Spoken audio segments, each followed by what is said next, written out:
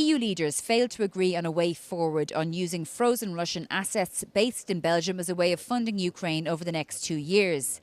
The European Commission and EU leaders say the money should be transferred to Ukraine to pay for weapons and for their budgetary expenses as they defend themselves against the Russian invasion. But the Belgian government says there are too many risks for their financial sector, including potential heavy legal costs for it to proceed with the so-called reparations loan. This is a topic that is certainly not trivial.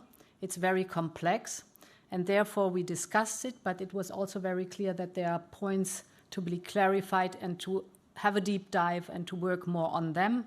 So in other words, we agreed on the what, that is the reparations loan, and we have to work on the how. Ukrainian President Volodymyr Zelensky addressed leaders earlier in the day, welcoming the passing of the 19th package of sanctions targeting Russian energy giants and promising to bring forward a complete end to the use of Russian fossil fuels in Europe. Zelensky says his country needed the money from the reparations loan from Russian assets to produce weapons. We need to use any kind of Russian money for Ukrainian production and increase it. It's cheaper and quicker. And we speak, first of all, about long range. It's about drones.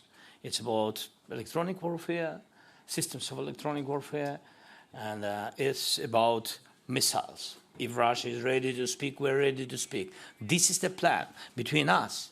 The plan begins from ceasefire. The plan begins even not with ceasefire. The plan begins with will to sit and speak.